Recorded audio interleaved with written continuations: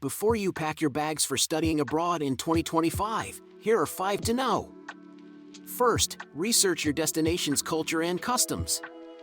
Understanding local norms can help you avoid awkward situations and make a smoother transition.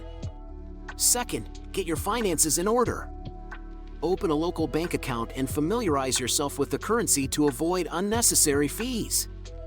Third, health insurance is non-negotiable.